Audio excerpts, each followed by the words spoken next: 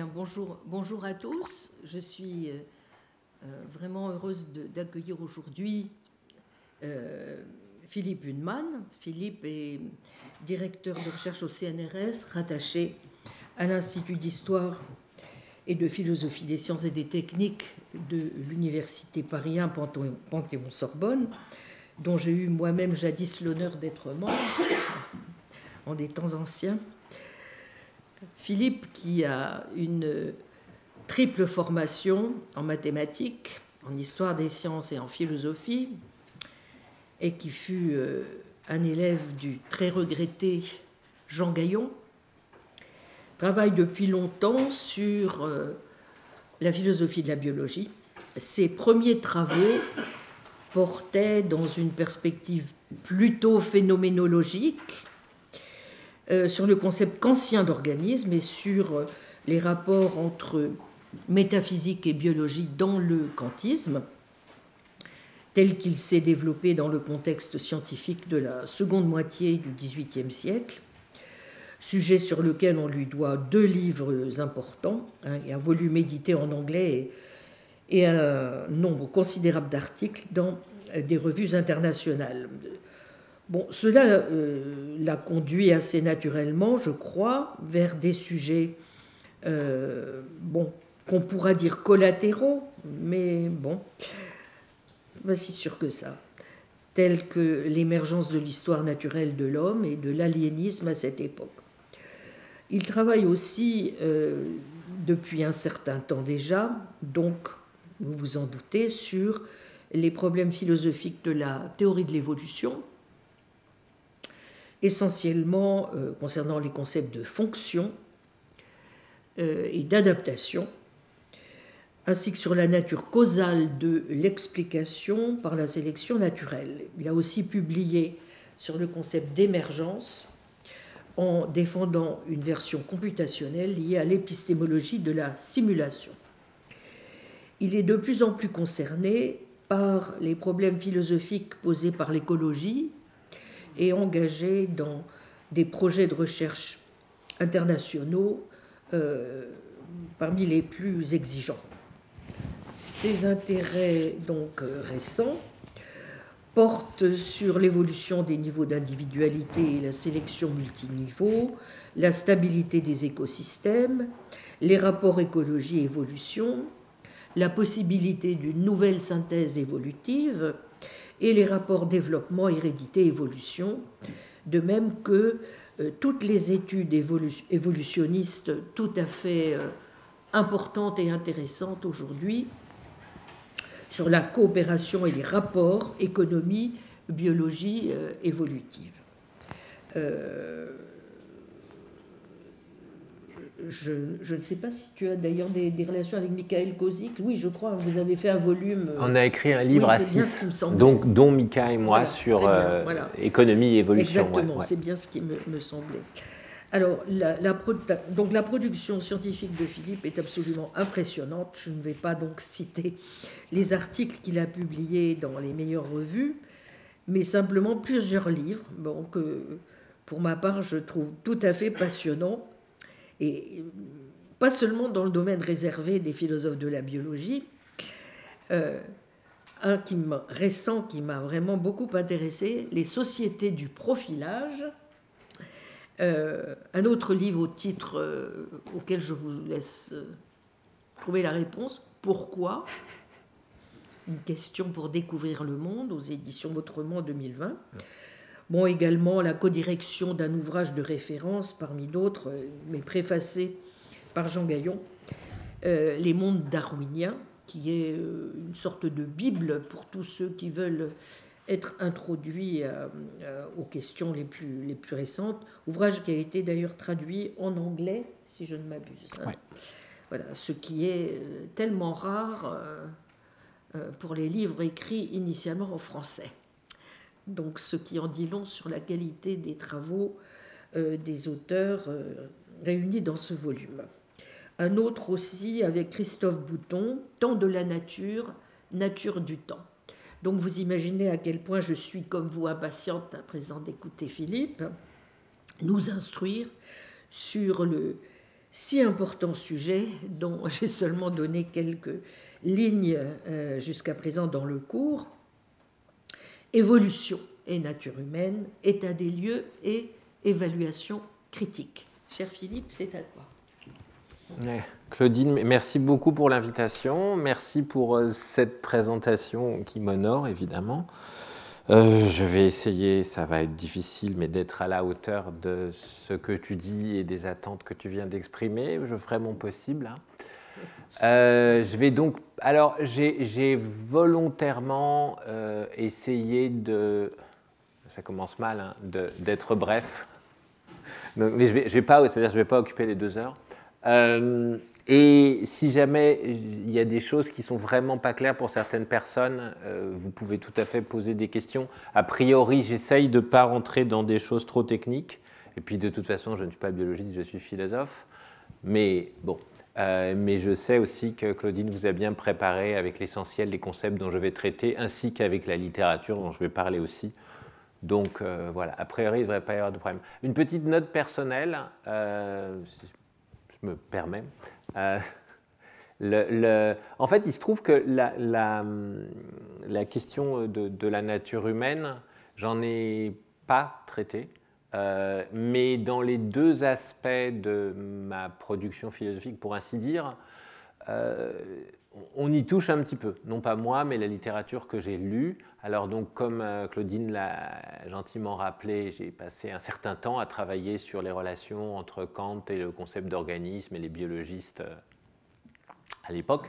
Et donc la téléologie que propose Kant pour penser ce que c'est qu'un organisme et comment on doit le penser. Et il se trouve, comme vous savez, que pour Kant, la nature est une chose et l'humain, ou l'être raisonnable fini, en est un peu une autre, c'est-à-dire qu'on ne peut penser l'humain que sur le fond d'une distinction entre la nature et la liberté, hein, laquelle se connaît du point de vue essentiellement pratique. Et juste à titre d'indice, quand Kant parle d'anthropologie, il divise la chose en 2, l'anthropologie naturelle et puis l'anthropologie qu'on lit, qui est l'anthropologie du point de vue pragmatique. La première étant donc ce que la nature fait de l'homme et la seconde, ce qu'il peut faire de sa nature. Moi, j'ai essentiellement travaillé sur la biologie darwinienne et effectivement, la biologie darwinienne, en un mot, est naturaliste, c'est-à-dire elle ne pense pas que, par exemple, la téléologie soit une attitude que celui qui étudie le vivant doit prendre, mais bel et bien quelque chose qui existe, du moins l'apparence de téléologie existe et est produite par la sélection naturelle. Donc on est dans un monde différent. Il se trouve que depuis quelques années, j'essaye un peu de voir ce qu'il peut y avoir comme passerelle ou comme abîme entre ces 2 mondes, le monde kantien de la téléologie irréaliste et le monde darwinien de la téléologie réalisée comme sélection naturelle. Mais voilà, c'est le fond de ce que je vais raconter ici. Il se trouve que dans la biologie darwinienne, alors je me suis permis de mettre des images d'abord pour agrémenter le propos, et parfois je réfère immodestement à mon travail, mais aussi parce qu'il y a des énoncés, et surtout des arguments que j'ai produits ailleurs et qui sont peut-être un peu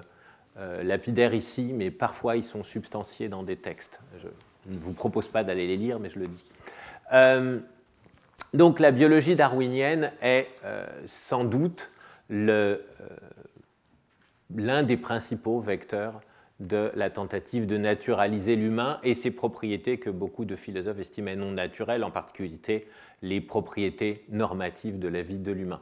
La naturalisation de l'humain, elle est au fond programmée dès le livre de Darwin, hein, de La filiation de l'homme, hein, The Descent of Man de 1871, et les entreprises de naturalisation darwinienne de l'humain ne se comptent pas dans le champ de la psychologie évolutionniste dont je parlerai et dans le champ de l'évolution culturelle dont je parlerai un peu moins.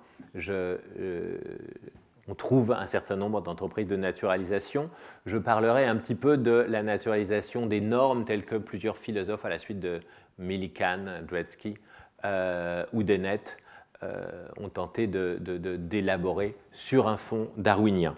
Et c'est dans ce contexte qu'effectivement on va essayer de penser ou de repenser la notion de nature humaine Alors, repenser la notion de nature humaine et naturaliser l'humain, ça n'est pas exactement la même chose. Et en une phrase, c'est tout le propos d'aujourd'hui, hein, le fait que c'est un peu différent. Voilà, c'était, comme disent les Américains, le take-home message. Bon, je vais quand même essayer de déplier tout ça.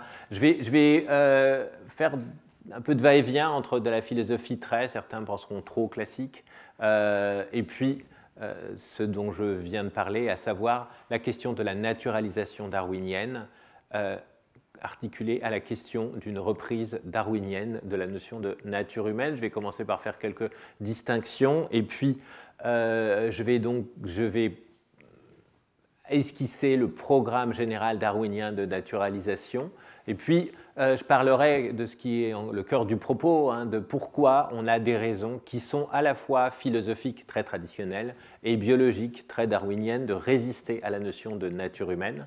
Et comme il y a sur ce point un débat dont Claudine vient de me dire qu'elle vous a un peu entretenu et qu'elle vous entretiendra la semaine prochaine entre un certain nombre de philosophes depuis une dizaine d'années, je vais parler de ce débat. Je ne vais pas rentrer dans les détails et refaire les arguments. D'une part, ce serait fastidieux. D'autre part, je vais essayer simplement de poser un certain nombre de choses que je justifierai, mais je ne me situerai pas moi-même dans ce débat. Et puis, vous pourrez assez facilement me situer parce que j'en aurai quand même proposé la circonférence, pour ainsi dire. La conclusion sera, comme annoncé, un scepticisme raisonnable. Donc, je vais partir vraiment du commencement, hein, comme on dit parfois, c'est-à-dire d'Aristote, en tout cas de distinctions fondamentales par lesquelles on pense quand même depuis très longtemps ce qu'il est question de nature. Hein. Donc, comme vous savez, Aristote distingue la nature et la technique. Ça n'est, encore une fois, ça a l'air très éloigné du propos, ça ne l'est pas. Hein. C'est-à-dire que je ne vais pas rentrer dans le détail là-dessus. Aristote et les aristotéliciens pensent la nature à travers un certain nombre de distinctions. Une des distinctions principales, c'est entre la nature et la technique, et elles ont une relation intéressante qui est double. C'est-à-dire que d'un côté, la technique accomplit la nature, hein. Il y a des choses que la nature fait, mais mal. Par exemple, il y a, je sais pas, des animaux qui marchent mal, on leur met des béquilles, hein. Donc c'est le perfectionnement d'une tendance naturelle. Et inversement, la technique nous permet de penser des concepts naturels. On se rappelle qu'un certain nombre de notions, par exemple la notion de causalité, sont illustrées, et la notion de causalité et la notion de finalité sont similairement illustrées par des exemples qui viennent de la technique, hein, la statue, etc. Ce qui m'amène à un point intéressant qui est que la relation entre technique et nature, certes la technique imite la nature, mais la nature peut être perfectionnée ou accomplie ou menée à sa fin par la technique, ce qui sous-entend que parfois ce qui est naturel n'est pas, étant donné que la nature est orientée vers une fin, n'atteint pas complètement sa fin, ou en d'autres mots, et le terme sera central dans mon propos, est anormal, même si évidemment Aristote n'utilise pas le mot. Alors la deuxième distinction qui est importante, justement, c'est la distinction entre le naturel et le normatif. Elle est au filigrane de ces discussions dont je vous parle sur la nature humaine en contexte darwinien. Et alors là, je pense qu'il faut bien voir deux choses. C'est que si d'un côté, et c'est absolument encore une fois central dans l'entreprise de naturalisation, le biologique implique le normatif, hein, c'est-à-dire que, pour le dire vraiment très simplement, les concepts par lesquels on parle de biologie, c'est-à-dire par exemple le concept de fonction, ont une dimension normative. Le fait que quelque chose ait une fonction n'implique pas que cette chose remplisse sa fonction. Au contraire, il est logiquement possible que quelque chose, que ce soit par exemple un rein ou des essuie-glaces, ait une fonction sans la remplir, par exemple quand ils sont cassés, entre guillemets. De même, le développement embryogénique est normé puisque, comme chacun sait, les chiens font des chiens. Les œufs de poulet, pour prendre l'organisme modèle de tout l'embryo du XVIIIe siècle, les œufs de poulet deviennent des poulets adultes. Et donc on distingue le développement normal et le développement tératologique, hein, tératologie dont j'aime bien rappeler que Isidore Geoffroy Saint-Hilaire, le fils d'Étienne, a été l'un des promoteurs en France. La tératologie, c'est-à-dire l'idée qu'on peut même étudier ce qui est anormal parce qu'il a éventuellement des régularités propres. Mais le point important ici, c'est qu'en physique, on ne dira pas que quelque chose n'est pas normal. Hein. Alors on peut dire, oui, c'est pas normal, par exemple, l'orbite de telle planète, c'est pas normal, mais ça ne veut pas dire que c'est anormal, ça veut dire que ça ne se comporte pas comme on l'attend sur la base de notre savoir, et c'est un appel à réviser notre savoir. Hein? C'est-à-dire encore que dire que tel phénomène n'est pas normal signifie qu'il existe des lois qu'on ne connaît pas encore qui devraient en rendre compte, et je donne les exemples bien connus de la matière noire, ou de l'énergie noire, ou du corps noir, hein, le rayonnement du corps noir étant ce qui a mis les physiciens sur la voie de la physique quantique dans les années 1910. Mais le point philosophiquement important, c'est cette distinction, encore une fois assez simple, entre loi et normes. Les lois gouvernent les faits ne sont pas des normes, et donc les lois et ce qui est naturellement légal n'autorise pas l'illégal. Hein. Ce qui semble illégal, c'est simplement, du moins pour le physicien, ou pour le scientifique en général, ce qui renvoie à des lois inconnues.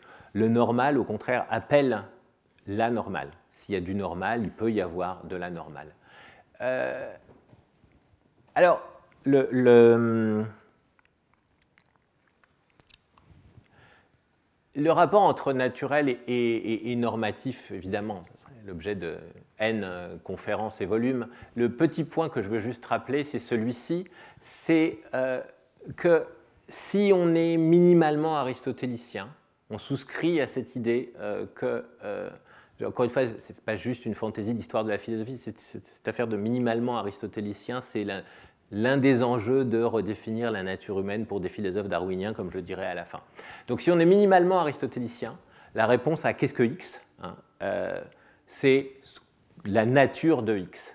Hein, et cette nature de X, n de X, c'est ce qui rend raison du fait qu'un exemplaire de X est vraiment un X. Hein. Dans le est vraiment, il y a toute la dimension normative.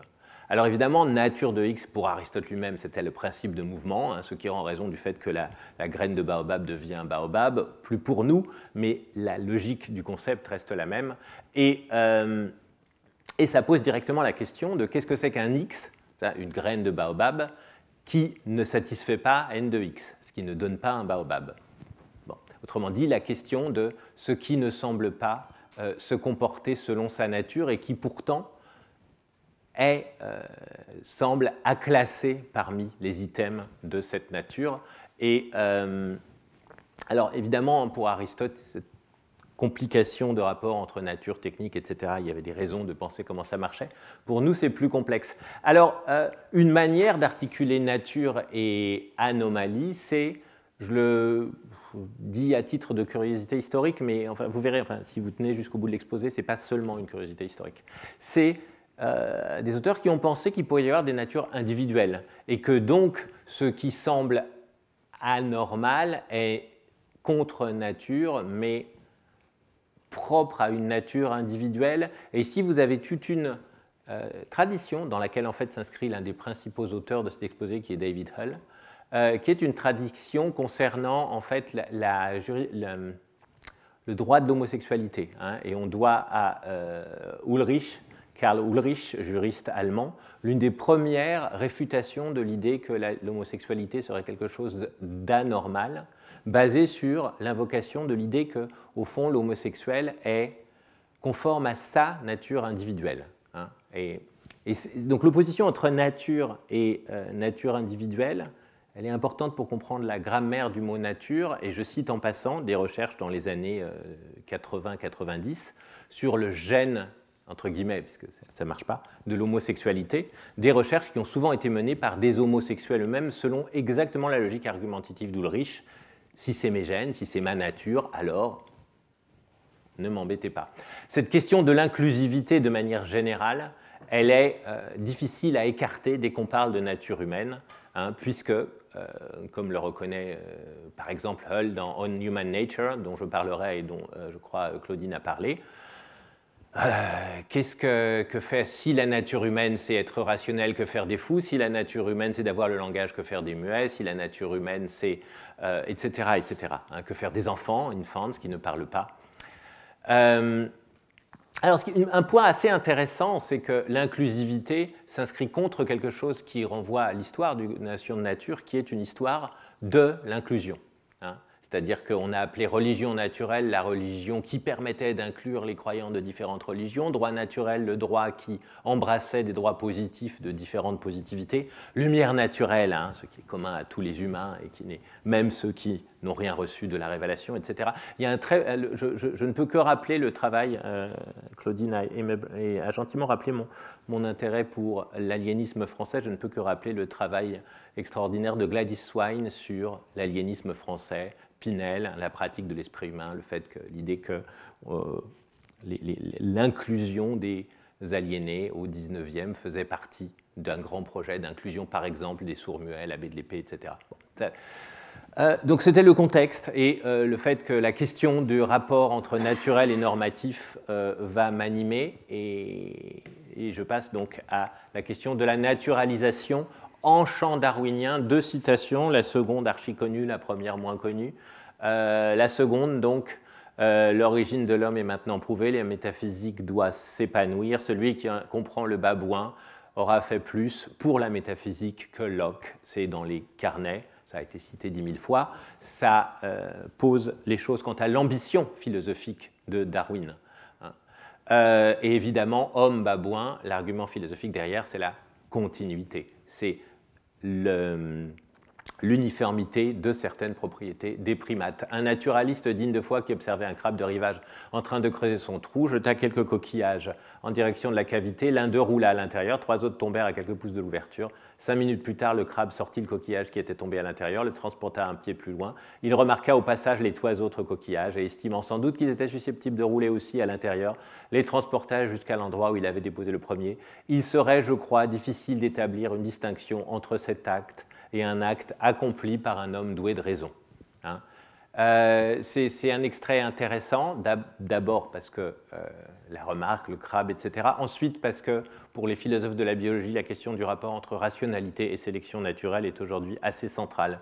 Dans quelle mesure ce qui est sous sélection naturelle n'est-il pas proto-rationnel, pour ainsi dire? Mais ça, je ne vais pas aborder ça maintenant.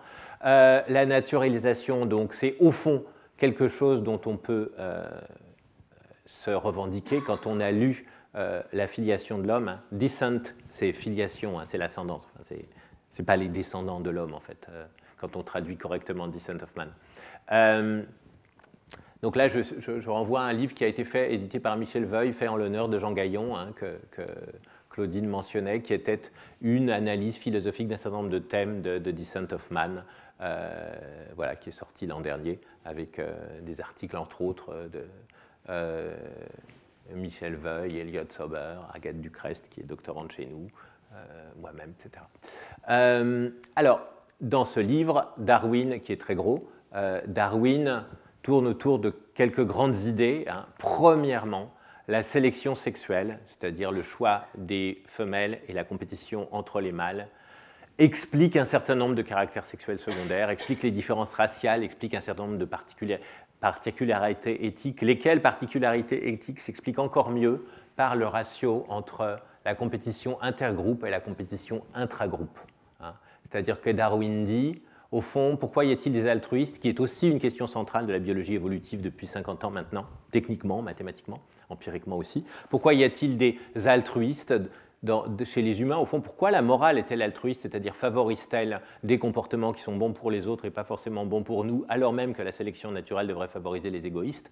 Parce que, répond Darwin, si vous imaginez des groupes dans lesquels il y a beaucoup, surtout des égoïstes, et des groupes dans lesquels il y a surtout des altruistes, ceux où il y a beaucoup d'altruistes, hein, pensez kamikaze si vous voulez, font mieux que ceux où il y a beaucoup d'égoïstes. Ce serait l'explication d'un certain nombre de propriétés morales, et Darwin dit que ça serait dans des petits groupes et puis avec la circulation des humains sur Terre, etc., ces dispositions s'élargiraient, ces dispositions morales s'élargiraient à l'humanité entière. Cette notion d'élargissement du cercle moral est assez récurrente dans la littérature darwinienne sur l'éthique. Bon, alors ça c'est un exemple d'un livre récent, Darwin's Cathedral, qui développe de manière systématique cette idée, de David Sloan Wilson, un des grands partisans de cette idée de la sélection comme résultat de l'addition, de la compétition intergroupe et de la compétition intragroupe. Le second livre de Darwin, qui est au centre d'un programme de naturalisation, c'est l'expression des émotions chez les animaux et chez l'homme, qui systématiquement étudie les expressions dans certaines conditions dans lesquelles on peut supposer des émotions. Les expressions de ces émotions, par exemple être perplexe et se gratter la tête, l'expression du dégoût, l'expression de la peur, etc., chez des primates, chez éventuellement des félins et chez les humains. Ces deux livres ont eu une descendance absolument prodigieuse en termes de tentatives de naturalisation de l'humain. Je vous donne deux exemples là, la psychologie évolutionnaire, je dirais indifféremment évolutionniste ou évolutionnaire, parce que c'est fatigant de réfléchir à chaque fois à quel mot. C'est evolutionary. Avant, on disait évolutionniste et puis ça ne fait pas bien. Maintenant, on dit évolutionnaire, mais c'est un anglicisme. Donc voilà, c'est la vie. Il faut choisir entre une erreur ou un anglicisme. Cultural evolution, Mesoudi est un des grands noms de l'évolution culturelle, mais pareil, j'exemplifie, je ne rentrerai pas dans les détails. Et Dan Dennett, dans l'idée dangereuse, Darwin's Dangerous Idea, traduit, si je me souviens bien, par Pascal Angèle, qui s'appelle Darwin est-il dangereux, est une exploration systématique des conséquences de la pensée darwinienne pour des questions philosophiques relatives à l'éthique ou à l'épistémologie, entre autres. Si je reviens aux fondamentaux, comme on dit, le darwinisme tient en deux thèses. La première qui est l'arbre de vie, que vous avez là-haut, c'est les deux dessins archi-connus de Darwin. Il y en a un qui est dans les carnets, l'autre qui est dans l'origine des espèces, qui représente l'arbre de vie, les espèces dérivant les unes les autres jusqu'à... alors jusqu'à, on ne sait pas, Darwin fait bien attention à ne pas mettre la source. Aujourd'hui, on la connaît, on l'appelle Luca, c'est Last Unique Common Ancestor, et c'est le dernier auquel on peut revenir quand on cherche des ancêtres communs. Voilà. Ça ne veut pas dire qu'il n'avait pas lui-même d'ancêtres, mais on ne peut pas remonter plus haut.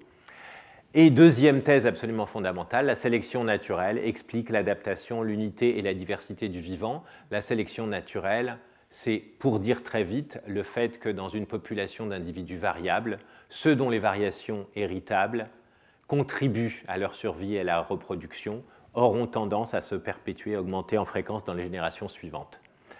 L'un des points essentiels ici, c'est que cette sélection naturelle explique l'adaptation, c'est-à-dire que les variants qui sont le mieux ajustés au milieu font plus de descendants. Leurs descendants eux-mêmes, qui sont variables par définition de la variation, vont avoir parmi eux des descendants encore plus ajustés au milieu, et ainsi de suite, jusqu'à ce que vous obteniez, s'il n'y a pas trop de contraintes, un ajustement optimal au milieu qu'on appelle l'adaptation. Le point philosophique fondamental, c'est que l'adaptation qui requérait depuis très longtemps un créateur en fait intelligent des espèces se voit susceptible de recevoir une explication totalement naturelle par un processus totalement naturel qui ne requiert que des variations héritables, un temps relativement long, et des populations relativement grandes, et évidemment le fait que ces variations contribuent en positif ou en négatif au succès reproductif. Alors,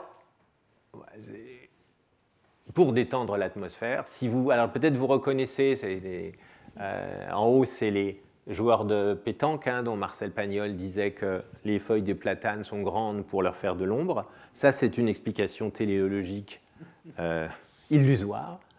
À droite, c'est le melon de Bernardin de Saint-Pierre, dont il disait qu'il est prédécoupé par Dieu pour être mangé en famille. Les pastèques, c'est pour les plus grandes familles, c'est plus grand. C'est aussi une explication téléologique illusoire. Et en bas, même si lui-même est en train de plus faire de vieux os, mais c'est l'ours polaire dont vous savez dont vous pouvez voir qu'étant blanc, il a de meilleures chances de survie qu'en étant vert fluo, puisqu'il sera plus difficile à repérer pour ses proies. Et l'ajustement entre la couleur de l'ours blanc et la banquise est, elle, le résultat de la sélection naturelle, à la différence, encore une fois, du melon. Et donc la sélection naturelle le concept permet de faire le départ entre les explications téléologiques totalement illusoires et les explications téléologiques bien fondées, puisqu'elles relèvent d'un processus naturel qui est la sélection naturelle, dont les conditions sont la variation héritable, le fait que les variations fassent des différences sur le succès reproductif, toutes choses qui sont empiriquement attestables. Le dessin en noir et blanc, c'est tiré du livre de Darwin sur les orchidées, qui est une application, plus que ça, mais en tout cas notable de l'évolution par sélection naturelle, puisqu'il prend toutes les familles d'orchidées, il explique dans quelle mesure les phénotypes, les formes des orchidées s'expliquent par le fait que ces formes contribuent au système extrêmement subtil de reproduction de l'orchidée via les pollinisateurs. Alors, ce n'est pas absolument central dans mon propos, en fait, et c'est là qu'on voit que c'est un propos philosophique, mais il se trouve que, évidemment, Darwin, c'est ancien, et que les évolutionnistes aujourd'hui travaillent dans le cadre de ce qu'on appelle la théorie synthétique de l'évolution, dont les historiens débattent encore des frontières temporelles, mais en tout cas, ça a commencé vers 1944 et ça s'est terminé vers 1965, l'élaboration de la théorie. Et quand on veut la résumer, là par contre ça va vite, c'est la synthèse de l'hérédité mendélienne, de la génétique mendélienne, l'hérédité c'est des gènes, et de la théorie darwinienne de l'évolution par sélection naturelle. Les deux thèses darwiniennes donnent deux clauses fondamentales de toute naturalisation. D'une part, dans la mesure où vous avez une parenté phylogénétique entre espèces, l'humain doit partager de nombreuses propriétés avec ses parents. Enfin, avec les espèces ancestrales. Bon, avec ses parents aussi, je préfère, mais avec les espèces ancestrales. C'est ce qui est le message fondamental du livre sur l'expression des émotions. Et le second point, c'est que la sélection naturelle est l'explication majeure de l'arbre de vie, de l'adaptation, de la biodiversité. Et donc, la sélection naturelle explique nécessairement des propriétés humaines, c'est ce qu'on trouve dans la descendance de l'homme, la sélection sexuelle, la compétition intragroupe, explique l'éthique, explique les relations entre les hommes et les femmes, explique les différences entre les tribus. Et c'est ce dont hérite le programme aujourd'hui dit de psychologie évolutionniste, j'en dirai 2-3 mots après. Comme programme philosophique, le naturalisme darwinien fait un certain nombre de choses. Celles qui vont m'intéresser ici, et en rapport avec ce que je disais au départ, c'est comment naturaliser les normes. Alors, il y a plusieurs sous-programmes de naturalisation de normes. Le premier, qui est ce qu'on appelle l'éthique évolutionniste, le second, l'épistémologie évolutionniste, et le troisième, la téléosémantique évolutionniste, enfin, la téléosémantique tout court. Et encore une fois, c'est pour vous donner l'idée de ce type d'approche philosophique. Alors, bien sûr, je vous donnerai tous les détails si vous posez des questions, si j'en suis capable, mais en gros, c'est pour vous donner une idée de qu'est-ce qui se passe avec la sélection naturelle et le darwinisme quant aux normes. Alors, pour les normes, bon, alors effectivement, je vais laisser ça un petit peu de côté, mais en contexte contemporain, vous avez une approche des normes comme des équilibres dans un jeu évolutionnaire. C'est-à-dire que les normes, au fond, peuvent être conçues comme des conventions. Les conventions sont des équilibres dans des jeux. Rouler à droite, c'est un équilibre dans le jeu Code de la route, parce que dans ce jeu-là, ceux qui roulent à gauche perdent si assez de gens roulent surtout à droite.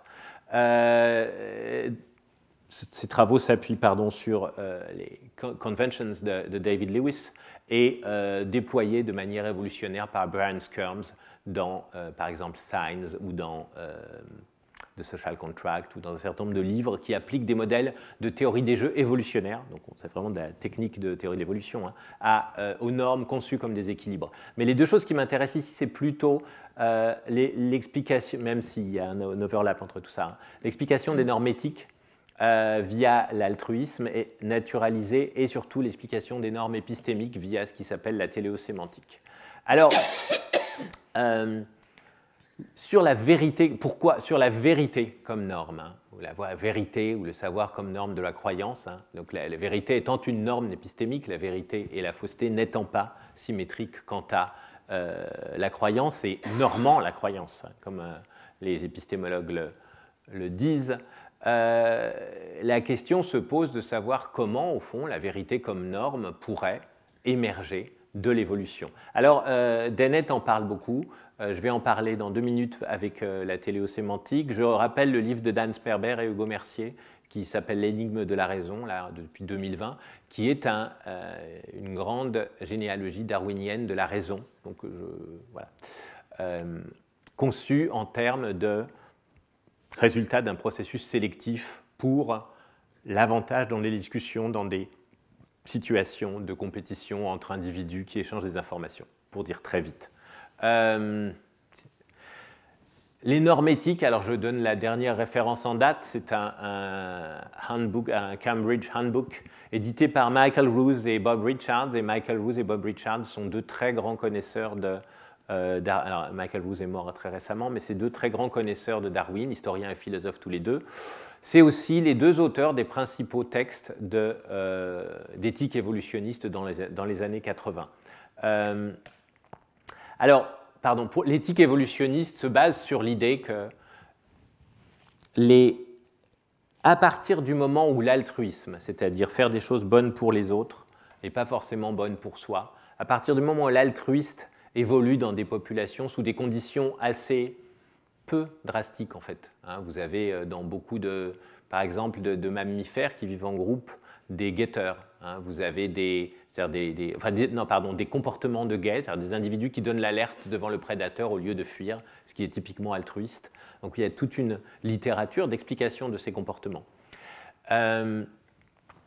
L'idée, c'est que des comportements implémentant le bien du groupe vont émerger sous sélection naturelle. Et donc, disent les éthiciens évolutionnistes, l'explication des normes éthiques doit reposer sur l'explication des comportements altruistes dans les espèces parents. Alors, il y a évidemment plusieurs perspectives, il y a plusieurs manières de faire, mais le cœur de l'approche, c'est qu'à partir du moment où vous montrez que la sélection naturelle produit de l'altruisme naturellement, l'ensemble des prestations éthiques, sentiment de culpabilité, punition des non-éthiques, promotion de certains comportements, croyance qu'ils sont bons, etc., peut s'enraciner dans le développement d'un ethos altruiste qui, lui, s'explique de manière parfaitement naturaliste. Alors, pour ce qui est des normes épistémiques, il y a toute une dimension de la philosophie de l'esprit contemporaine qui a été influencée par ce qu'on appelle la téléosémantique. Et c'est quoi la téléosémantique ? Au fond, je vous disais tout à l'heure, la sélection naturelle a naturalisé les énoncés finalistes et téléologiques. On ne dira pas que l'ours a été fait par Dieu pour ne pas être vu, on va dire que son pelage résulte de la sélection naturelle car il maximise ses chances de survie. De même, on ne dira pas que le rein a été fait par Dieu pour éliminer des toxines, on dira que l'évolution du rein l'a favorisé parce qu'il permettait à ses porteurs d'éliminer les toxines. Ce qui veut dire directement que l'énoncé, la fonction du rein est d'éliminer les toxines, qui est un énoncé téléologique au sens très précis, où l'effet du rein, éliminer les toxines, explique la présence du rein. L'énoncé fonctionnel, le rein a pour fonction d'éliminer les toxines, veut dire, c'est une analyse conceptuelle, veut dire le rein a été sélectionné pour éliminer les toxines. Alors s'il y a des biologistes dans la salle, vous ne pouvez pas tomber de votre chaise parce que vous êtes assis, mais évidemment l'exemple est effrayant de simplisme. Mais la logique de l'analyse conceptuelle, en effet, c'est celle-ci. C'est que x à la fonction y signifie x a été sélectionné pour la raison qu'il fait y. Ça pose énormément de problèmes philosophiques sur lesquels pas mal de collègues et moi-même avons planché à une époque. Mais le cœur du message, c'est vraiment l'idée que les fonctions ne sont pas quelque chose dans notre tête que nous applique, par exemple, parmi tous les effets du rein, nous appelons fonction celui qui nous intéresse. Et l'effet que le rein permet à son porteur, ou souvent à des gens qui connaissent son porteur, de s'enrichir par la vente, est un effet qui n'est pas la fonction du rein. Mais la fonction n'est pas dans notre tête, la fonction du rein est réellement l'élimination des toxines. Pourquoi ? Parce qu'il s'agit, la fonction du rein est d'éliminer les toxines. La phrase décrit un processus naturel qui a eu lieu pendant N générations, qui est l'évolution du rein, et qui fait partie de l'évolution des vertébrés, évidemment.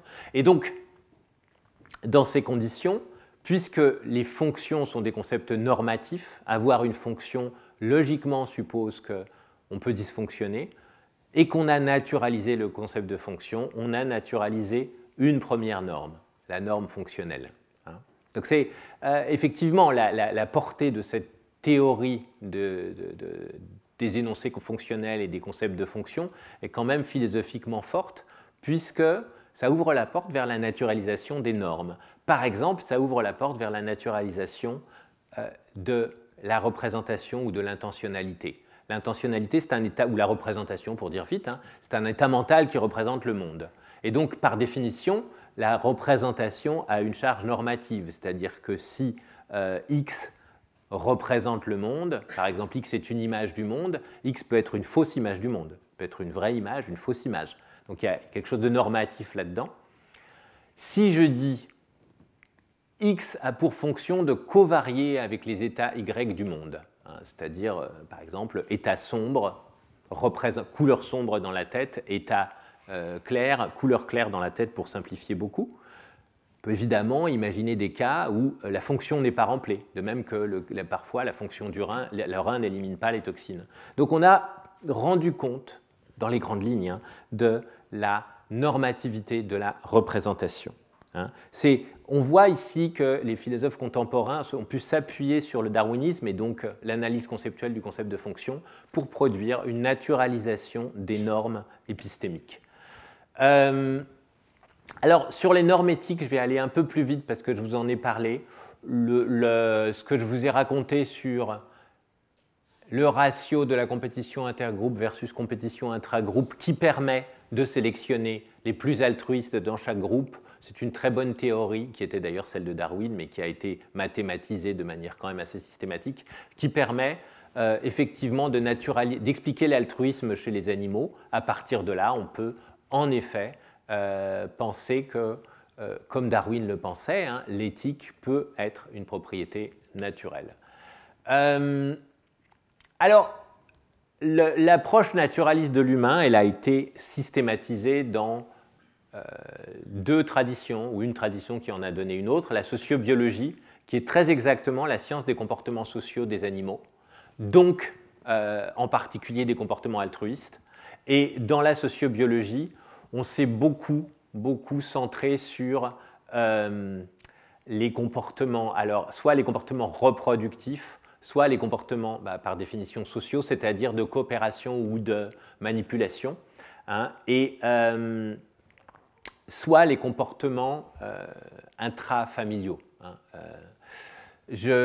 Alors la sociobiologie a donné lieu à tout un tas de controverses que je n'ai pas envie de rappeler parce que ce serait long. Elle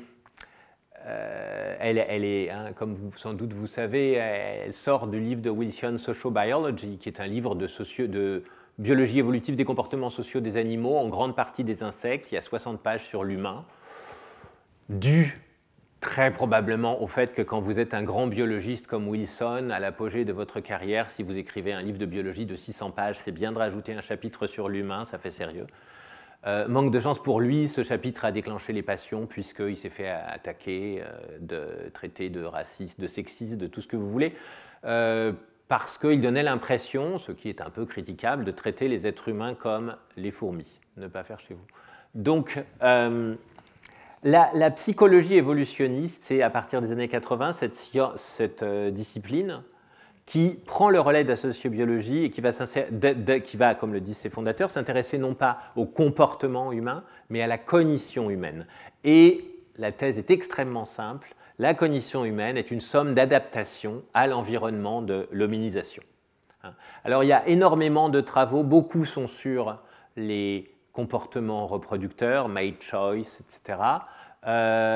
Vous avez beaucoup de travaux aussi sur les comportements sociaux pour une raison extrêmement simple, c'est que lors de l'hominisation, tous les biologistes évolutionnistes s'accordent à penser que lors de l'hominisation, les environnements les plus importants étaient des environnements sociaux.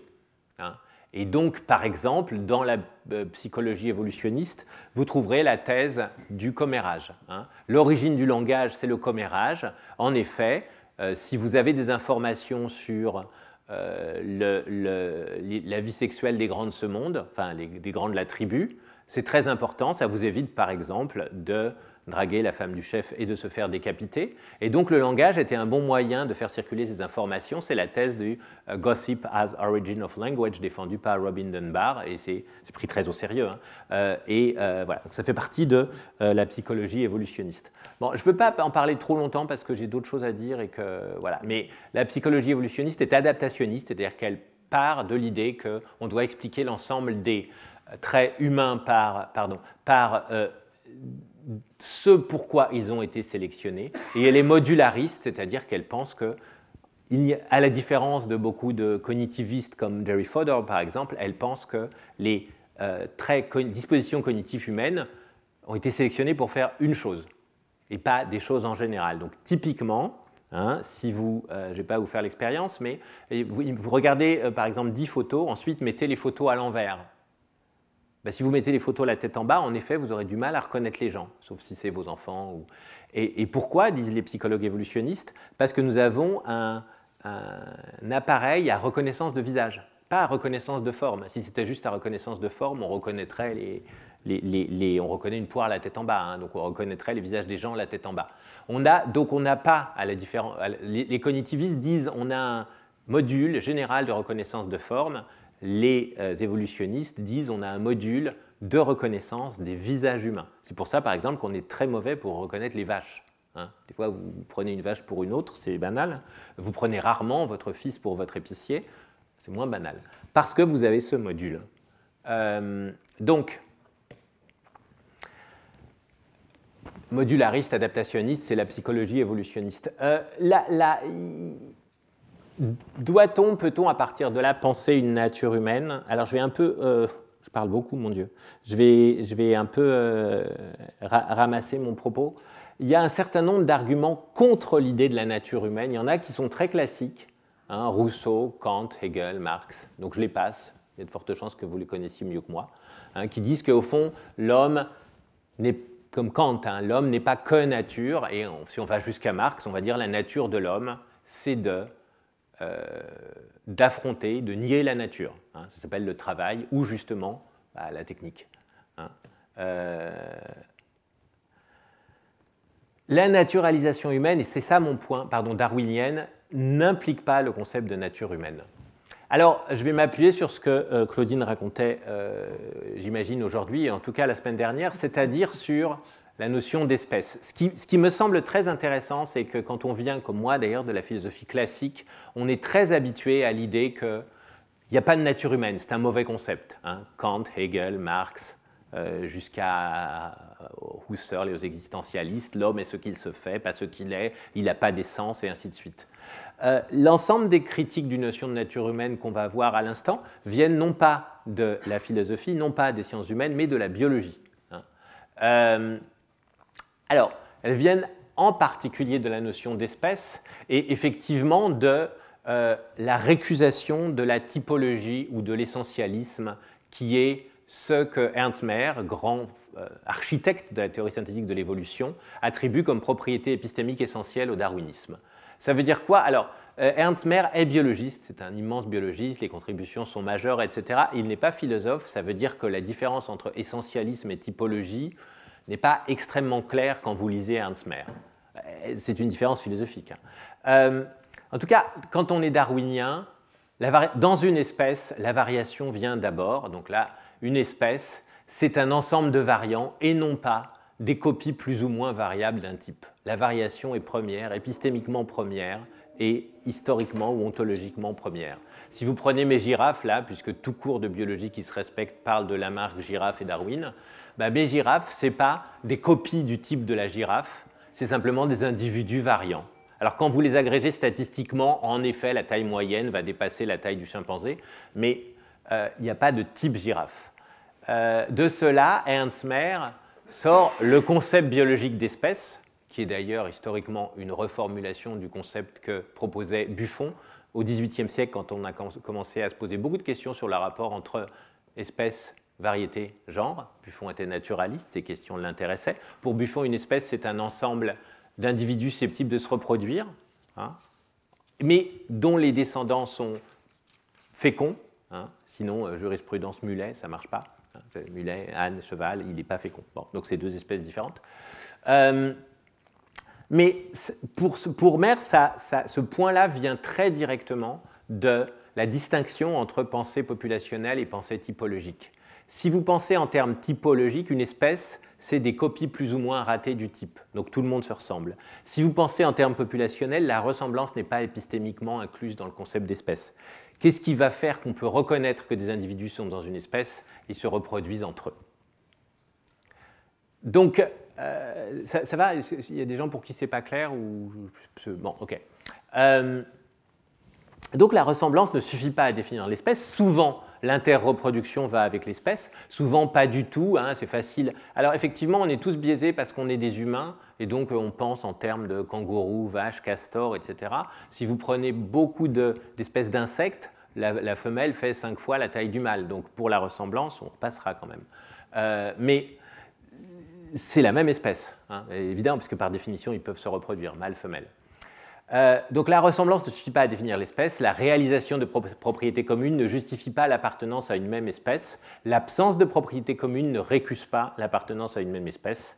Autrement dit, il n'y a pas de propriété individuelle intrinsèque qui serait condition nécessaire et suffisante pour appartenir à une espèce. Et alors là je cite le texte de David Hull qui s'appelle On Human Nature, qui est sa récusation du concept de nature humaine, qui part par une longue réflexion sur ce que c'est qu'une espèce. Hein, il dit, je cite juste la fin, variation as such, donc la variation n'est pas une caractéristique accidentelle de l'espèce biologique.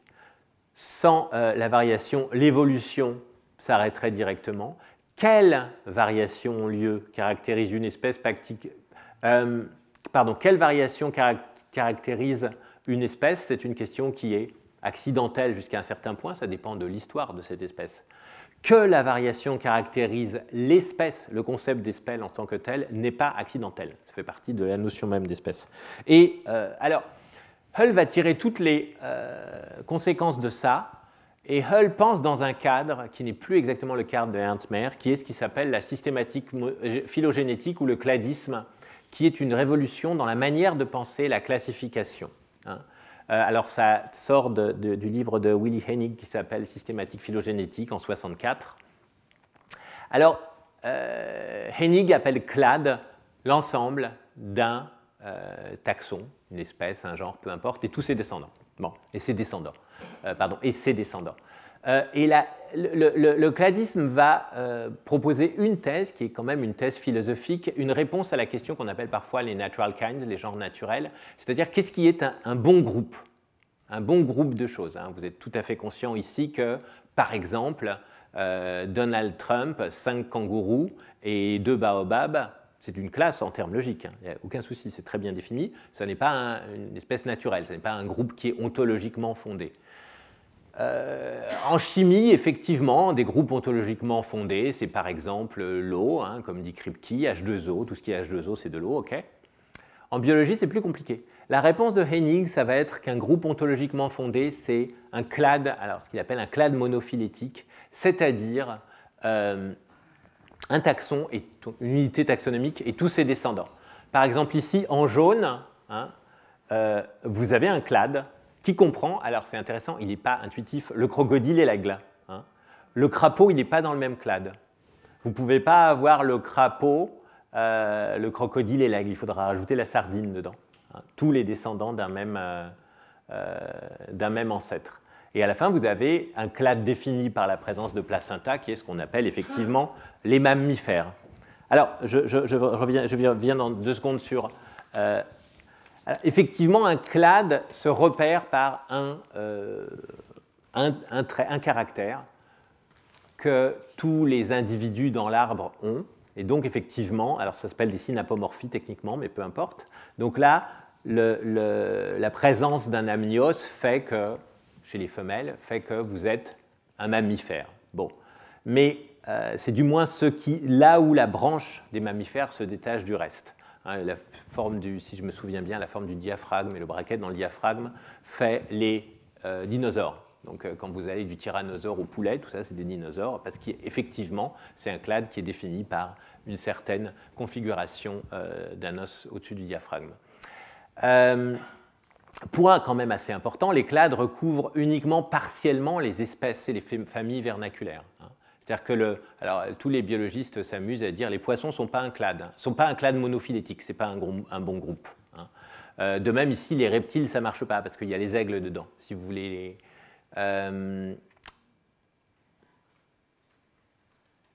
Alors, le point important ici, c'est qu'un individu, pourvu qu'il soit dans un clade, par exemple le clade des mammifères, il peut être n'importe quoi.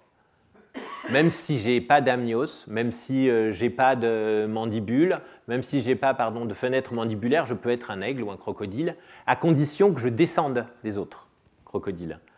Donc, il faut descendre du premier porteur de synapomorphie pour être dans un clade monophylétique, c'est-à-dire pour être dans le groupe ontologiquement consistant.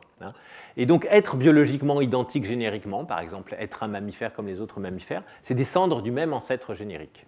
Alors, effectivement, petite application, l'espèce humaine, par exemple, Homo sapiens n'est pas un clade monophylétique. Homo sapiens est une espèce, mais le clade contient Homo sapiens et Néandertal. Par contre, si vous voulez une famille plus grande, vous ne pouvez pas rajouter juste, comme le dessin en haut, juste Homo erectus.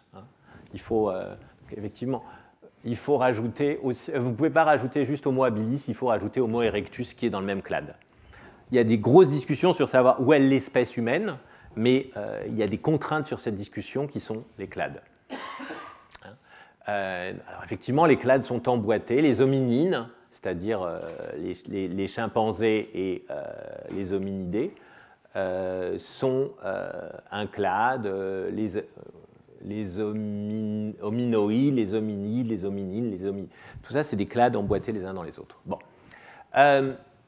Alors, the genealogical boundaries of our species are extremely sharp, dit Hull. Ce qui compte, c'est les frontières généalogiques de l'espèce, pour parler d'espèce. Les frontières de l'espace de caractères sont très floues. Il y en a qui ont tel caractère, il y en a qui... Bien sûr, puisque la variation est première. Et donc, si on a une vision centrée sur les caractères, dit Hull, et c'est là où vous voyez pointer la question de la norme derrière, si vous voulez distinguer les espèces par les caractères, alors vous allez avoir des contorsions parce que finalement vous avez les retardés qui n'ont pas les caractères qu'il faut, les dyslexiques, etc. Et puis vous allez, si vous avez assez de, par exemple, si la rationalité est un de votre caractère, vous allez devoir inclure pas mal d'animaux, en fait, de plus en plus selon non humains, selon les recherches d'aujourd'hui. Donc là, si vous voulez avoir des frontières sharp, claires, il faut penser en termes généalogiques.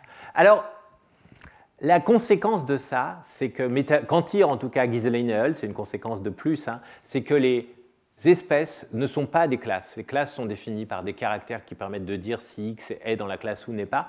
Métaphysiquement, les espèces sont des individus. Et donc, les organismes ne sont pas des membres d'une classe, mais des parties d'un individu. Alors, il y a tout un tas de conséquences métaphysiques assez fascinantes à ça, mais si je caractérise la thèse de Hull plus généralement, les groupes objectifs, les genres naturels, c'est les clades monophylétiques.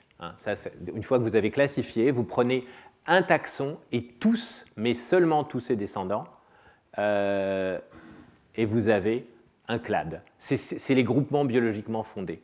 Seules les espèces sont des groupements biologiquement fondés qui sont aussi des individus du fait que les membres sont liés par la reproduction. Alors, je vais faire 2 points dans ce qui suit, qui sont un peu mes thèses. Le premier point, il est que cette question-là, elle renvoie à la question, encore une fois, de l'identification, la caractérisation, les déterminations de l'espèce biologique. Elle renvoie à une ambiguïté, très exactement à une dualité dans la biologie évolutive elle-même. Darwin dit, il y a 2 thèses, common descent et sélection naturelle. Dans un texte fameux, 6e chapitre de Origin of Species, Darwin dit, il y a 2 grandes lois de la biologie. Le principe des conditions d'existence, qui est le principe de Cuvier, selon lequel tout dans un animal doit servir à sa viabilité. Et Darwin dit, ça, c'est ce que moi j'appelle la sélection naturelle, ça s'explique par la sélection naturelle. Et un second principe qui était défendu par Étienne Geoffroy Saint-Hilaire, qui est l'unité de type, tout le monde se ressemble. C'est-à-dire que tous les animaux sont construit sur un type commun moyennant un certain nombre de transformations topologiques réglées. Cette unité de type, dit Darwin, ça, c'est la descente commune. Pourquoi ma main ressemble à la nageoire de la baleine qui ressemble à l'aile de l'aigle? Parce qu'au fond, on descend tous du même vertébré et c'est le même organe chez le premier vertébré. Donc il y a ces deux notions. Darwin a une thèse dans ce chapitre, qui est la thèse orthodoxe, qui est que la loi la plus fondamentale, c'est la sélection naturelle. La filiation commune, c'est les dérivations de traits qui sont arrivés par sélection naturelle. Mais ça donne une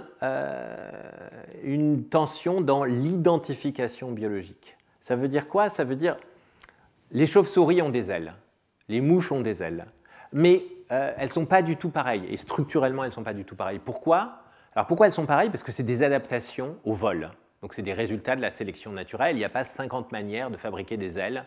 Si vous avez quelque chose en forme d'enclume, ça ne va pas trop voler. Donc effectivement, vous avez des ailes de libellule, des ailes de chauve-souris, des ailes d'oiseaux. Okay. Mais alors ça, c'est ce qu'on appelle classiquement une analogie. Les ailes sont pareilles du fait qu'elles résultent de pressions de sélection identiques. Ma main et l'aile de l'oiseau, elles n'ont pas trop la même fonction, il vaut mieux éviter, mais elles sont pareilles parce que common descent, elles proviennent du même ancêtre. Donc vous avez deux types d'identification, pensez aile, et ça va être fonctionnel, par analogie, pression de sélection commune, pensez extrémité du membre antérieur des tétrapodes, et ça va être ma main, la nageoire du barracuda, l'aile du colibri, etc. Il y a une ambiguïté là parce que les deux types d'identification semblent relativement raisonnables. Et il y a les deux. Et de fait, alors, la thèse de Darwin, c'est que la sélection naturelle se subordonne à la descente commune. Mais Darwin est très clair aussi sur une chose qui est que classifier, il ne faut pas regarder trop les adaptations. Parce que la sélection ne donne pas un critère robuste d'adaptation, parce que c'est assez facile à comprendre. Imaginez que là, vous avez vos arbres, imaginez que la sélection naturelle produise là une aile de mouche, là une aile de colibri. Si vous les identifiez, vous allez fusionner les deux branches. Vous allez en fait rendre l'arbre de classification illisible, parce que vous allez avoir des points communs entre des branches extrêmement éloignées. Donc vous avez ces deux thèses très intéressantes dans Darwin, parce qu'elles vont ensemble, mais à première vue, pas trop. La sélection naturelle est le principe fondamental. Si vous voulez classer, il faut mettre de côté les analogies, c'est-à-dire ce qui est identique par identité de pression de sélection. Il faut tenir les deux ensemble. C'est comme si, quand vous voulez classifier les analogies, c'est-à-dire les similarités par pression de sélection commune, c'est un peu du bruit. Ça rend les arbres moins lisibles. Si vous réfléchissez à ce que c'est qu'une espèce, identifiée par sélection naturelle et analogie, identifiée par descente commune et homologie, ça donne finalement deux manières de penser l'espèce. Et donc ça donne une espèce d'antinomie. La première qui est au fond assez naïve et qu'on trouve pas mal chez certains anthropologues ou en psychologie évolutionniste, c'est-à-dire que les adaptations caractérisent une espèce. Les adaptations, c'est ce qui résulte de la sélection naturelle. L'humain parle, le langage est une propriété nécessaire de l'humain, le langage est une adaptation, résulte de la sélection naturelle, c'est une propriété essentielle. La question est de savoir quelles sont les autres espèces qui ont du langage, etc. Donc là, vous caractérisez, vous pensez sélection naturelle, adaptation. Ou alors vous pensez en termes de généalogie, l'antithèse O, seul l'ancêtre commun caractérise une espèce, peu importe les propriétés. Être un cnidaire, c'est descendre, d'être dans le clade des cnidaires. Être un kangourou, c'est d'être dans l'espèce kangourou, c'est-à-dire descendre du premier kangourou. Vous avez un conflit entre les deux. C'est-à-dire que si vous caractérisez une espèce par les adaptations, de manière centrée sur la sélection, alors c'est bien, vous allez louper tous les variants, tous les individus qui sont variants. Les humains qui ne parlent pas, les oiseaux sans ailes, les autruches par exemple, éventuellement. Les autruches, c'est un mauvais exemple, mais... Si vous caractérisez par les homologies, vous perdez la dimension écologique de l'espèce. Vous perdez, en gros, ce qui fait que écologiquement, les oiseaux partagent certaines choses avec les chauves-souris et les mouches, par exemple. Donc, vous voyez, l'idée, c'est que les deux manières de penser, de déterminer l'espèce ont des bénéfices et des coûts épistémiques. Et l'ambiguïté dans la caractérisation de l'espèce renvoie dans l'ambiguïté profonde entre caractérisé par la sélection naturelle et caractérisé par la descente commune, filiation commune. Et alors, si vous pensez en termes de ce qui caractérise l'espèce, c'est les adaptations, vous réintroduisez un type et vous réintroduisez, et c'était un peu mon fil directeur, une normativité. C'est-à-dire qu'il y aura dans votre espèce des individus pas normaux. Et ça va aller avec les adaptations, avec l'idée que les adaptations sont des résultats de la sélection naturelle, donc sont des fonctions, donc posent une norme, et ce qui est une adaptation chez un individu peut dysfonctionner. Donc ça va avec une vision relativement adaptationniste de l'évolution aussi, cette vision-là. Et c'est celle, encore une fois, qui est la plus courante en dehors de la biologie.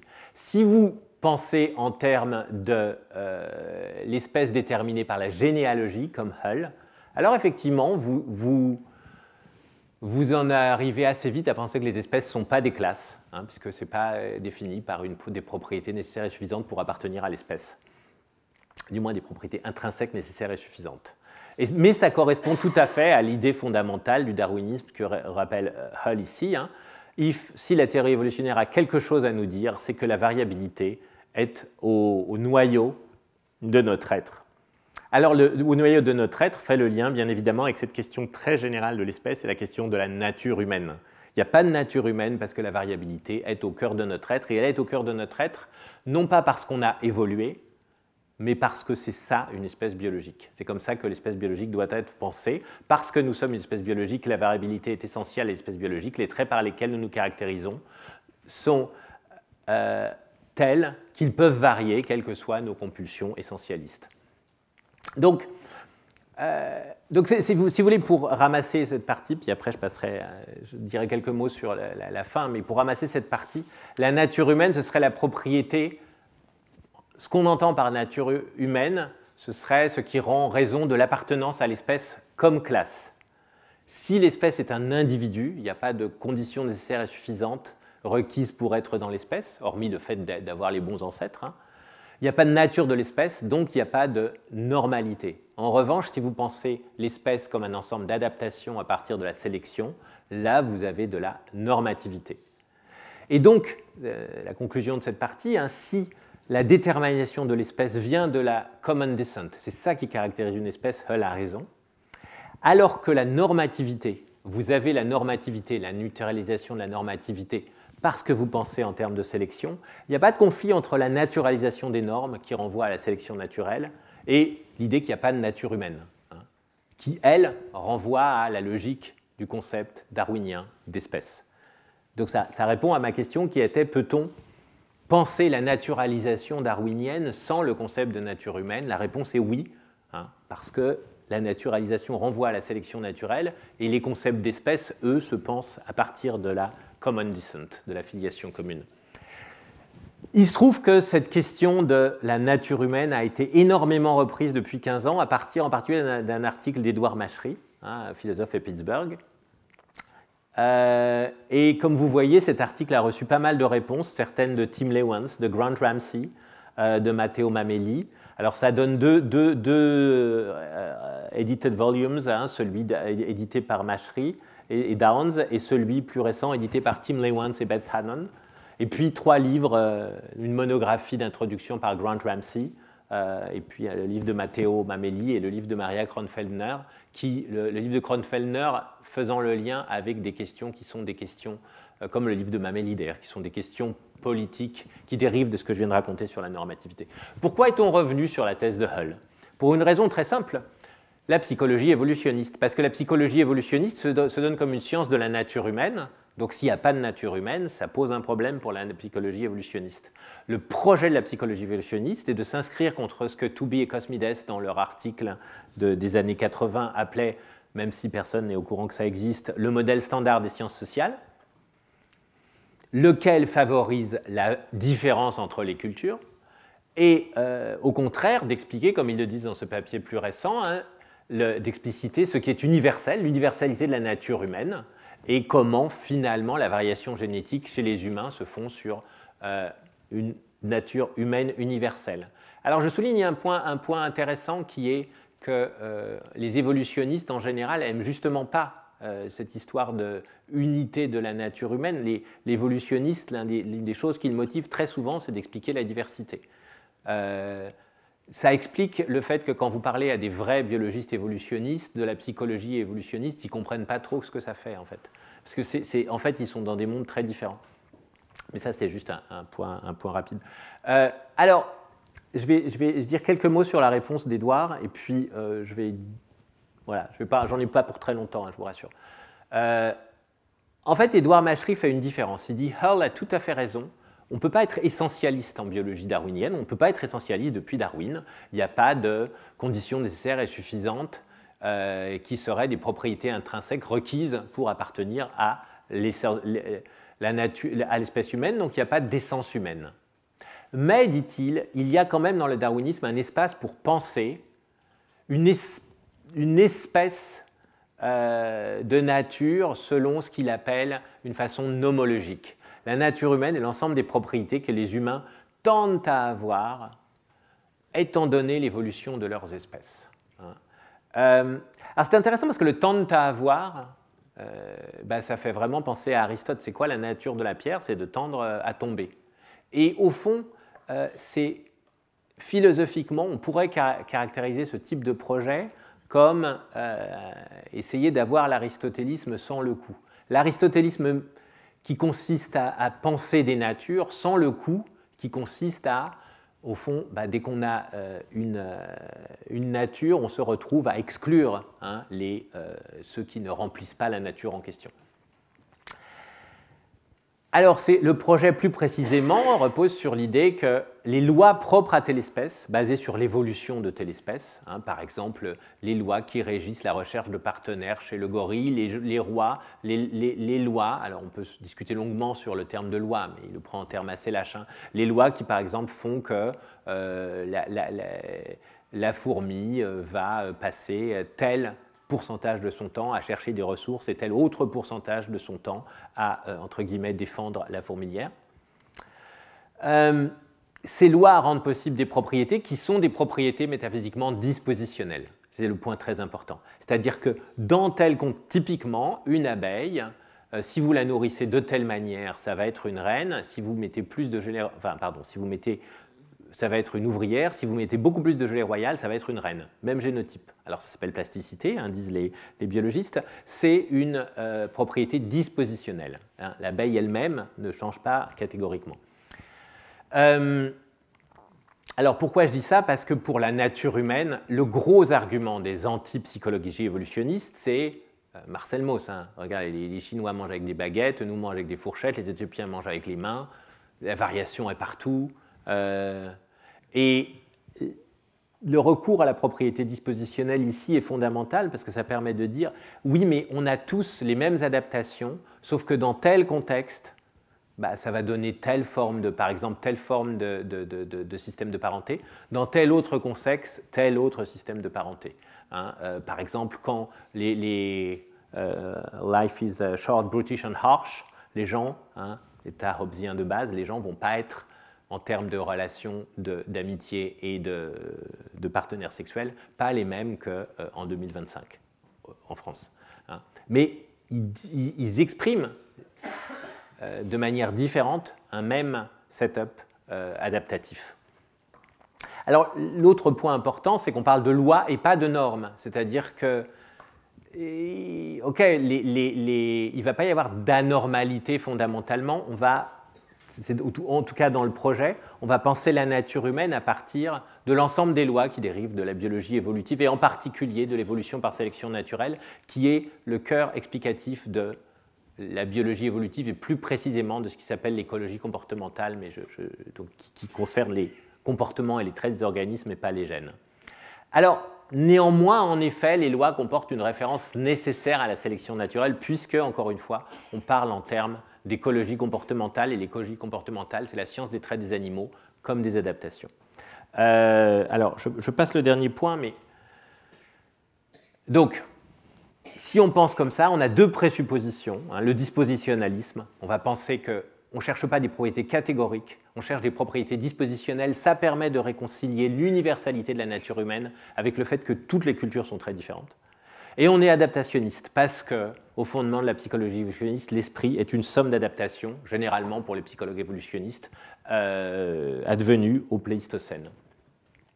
Donc effectivement, comme je vous disais, l'enjeu, c'est garder la nature humaine sans l'aristotélisme minimal, sans la normalité, sans l'uniformité.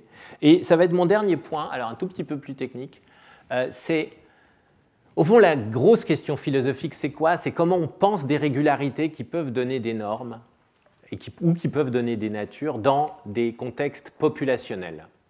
Alors je vais faire un retour en arrière, celui quasiment à la fin de l'exposé. Vous connaissez peut-être tous le plus célèbre belge après Stromae et Jacques Brel, Quetelet. Et donc Quetelet a écrit dans son mémoire sur l'homme, c'est l'un des premiers statisticiens à avoir donné cette idée d'homme moyen. Bon. Donc il prend dans les registres militaires des Belges les tailles de tous les conscrits et puis il fait des graphes. Et puis de ces graphes, et puis il voit que ça donne des gaussiennes, une distribution normale. Bon. C'est pas rare dans la nature les distributions normales, c'est normal. Mais ce qui m'intéresse, c'est comment interpréter ça. Et il y a deux manières de l'interpréter, et c'est le point, si vous voulez, un peu formel, qui me semble être au cœur de cette question de penser la nature humaine sur la base d'un savoir biologique darwinien qui est intrinsèquement populationnel, donc probabiliste. Donc voilà, on a une courbe normale, un écart type, une moyenne, okay, c'est la norme et la taille de la population. Et dit Quetelet, l'interprétation est intéressante. La moyenne dit la norme, dit ce qui est normal pour la population. Et Quetelet va penser en termes de force essentielle et de perturbation. C'est-à-dire quoi? C'est-à-dire, il va dire, au fond, il y a une force essentielle qui est l'essence de l'humain, qui lui fait mesurer 1,75 m. Et puis, il y a tout un tas de perturbations annexes qui vont dans son développement, faire qu'il aura des tailles un peu différentes. Et puis, quand on va... Mais néanmoins, si on fait des statistiques, on peut lire la force essentielle et ce à quoi elle tend. Ce à quoi elle tend, c'est la moyenne, l'homme moyen, dit Quetelet. Donc c'est une interprétation essentialiste de la statistique, en fait. On peut lire les essences sur les moyennes, sur les distributions gaussiennes. Autrement dit, d'ailleurs, philosophiquement, ça peut passer pour une interprétation probabiliste de l'idée aristotélicienne de nature, tendance à mesurer 1,75 m, plus ou moins empêchée par les aléas de la vie. Et alors, il se trouve que c'est faux. Il se trouve qu'en fait, on n'a pas besoin de ça pour comprendre les dispositions gaussiennes, et on n'a pas besoin de ça pour comprendre les dispositions gaussiennes pour des raisons mathématiques, qui sont qu'au fond, quand vous agrégez, quelles qu'elles soient des distributions, avec une moyenne et un écart type donné, vous pouvez même faire, en fait, vous pouvez relaxer la chose, et même juste vous agrégez beaucoup de distributions, vous obtenez une gaussienne. Donc vous n'avez pas besoin d'informations, vous n'avez pas besoin de supposer qu'il y a des forces essentielles et des forces pas essentielles. Le simple fait d'agréger des processus, des variables aléatoires avec une moyenne et un écart type donné, c'est-à-dire en gros des processus aléatoires agrégés, vous allez avoir une gaussienne. Vous n'avez pas besoin de supposer une force essentielle, vous n'avez même pas besoin de supposer des lois de la nature à l'œuvre, en fait. Vous n'avez même pas besoin de vous pouvez par exemple superposer des mouvements browniens, vous allez avoir une gaussienne. Ce qui veut dire que la gaussienne elle-même, la distribution normale, ne vous dit rien du tout sur des essences, des tendances, une force essentielle, une cause principale et une cause annexe. Ce qui veut dire que une nature humaine, qui serait l'équivalent pour Machery, bon, il m'égorgerait si j'étais là, mais l'équivalent pour Machery de l'homme moyen pour Quetelet, une nature humaine définie nomologiquement n'est pas épistémologiquement requise pour donner sens aux régularités observées, c'est-à-dire à vos statistiques, à votre courbe gaussienne. Vous pouvez, si vous voulez, penser une nature humaine, mais si vous voulez être parcimonieux, vous n'en avez pas besoin. Alors, c'est un argument que je vous donne là. S'il y a des gens qui ont des objections, peut-être que vous aurez complètement raison. Là, il y a beaucoup de choses dont je parlais et dont j'étais sûr, à peu près sûr, parce que je reconstituais un peu des arguments. Bon, là moins. Il se trouve que c'est très lié à deux choses sur lesquelles en fait je travaille moi-même. La première qui est le débat qui existe aujourd'hui entre la nature de la sélection naturelle, est-ce que c'est une force ou est-ce que c'est simplement un agrégat statistique. Et alors c'est défendu par Dennis Walsh, Tim Lewans dont j'ai parlé, et André Arieff. Et André Arieff est l'auteur d'un article sur Galton et Ketley où il a des arguments qui vont tout à fait dans le sens, que j'essaye d'avancer là, même s'il ne passe pas par le théorème de limite centrale. Donc, et le travail de André Arieff montre que quand on passe de Darwin à la génétique des populations, c'est-à-dire au cadre probabiliste statistique explicite, en effet, toutes ces histoires de tendances, de normes, de tendances, de forces essentielles, de présupposés, de régularité nomologique sont inutiles. Et c'est très lié aussi à un second point, alors là je ne vous embête pas avec ça, qui est la légitimité d'explication, ce que j'appelle structurale, c'est-à-dire qui ne renvoie pas à des processus causaux. Alors je conclus, désolé d'avoir été un peu long, mais je ramasse ce que je disais. Donc l'entreprise de naturalisation fondée sur la biologie évolutive, et vous avez remarqué que je ne me suis pas prononcé sur le succès de cette entreprise de naturalisation, un petit peu fait ailleurs, mais pas là, ne requiert pas une nature humaine. Enfin si, en deux mots, la question n'a pas de sens, ça dépend de quelle tentative de naturalisation dont vous parlez. Mais ça ne requiert pas une notion de nature humaine, je pense que Hull a tout à fait raison là-dessus, et je pense que ça ne requiert pas une nature humaine du fait de l'écart entre le principe de la naturalisation, qui est, comme dans le cas de la téléosémantique, de renvoyer les normes à la sélection naturelle, et le principe de la disqualification du concept d'espèce, qui est de mettre en évidence que ce concept d'espèce est fondamentalement généalogique et non adaptatif, ou sélectionniste. La notion de nature humaine non essentialiste, donc celle d'Edouard Machery et un peu de Grant Ramsey, requiert seulement ce qui est nomologique. Certes, elle n'est pas aussi normative que ce qu'on a toujours entendu par nature humaine, et donc elle échappe à beaucoup des objections de David Hull, en particulier parce qu'elle parle de loi et non pas de normes, et donc elle pose la question de la normativité très différemment. Néanmoins, il me semble qu'elle commet ce que j'appelle pompeusement le sophiste de Ketley, qui est de lire trop, de lire dans les distributions gaussiennes trop de choses. Autrement dit, pas plus que la philosophie classique, si tant est que le mot veuille dire quelque chose, la biologie évolutive ne fonde une notion de nature humaine, et pour conclure, même si cela ne grève ni les projets naturalistes, ni les explications naturalistes adaptationnistes locales, c'est-à-dire adaptation, explication adaptationniste de quelques traits de la psychologie, des psychologues et des anthropologues darwiniennes. Merci.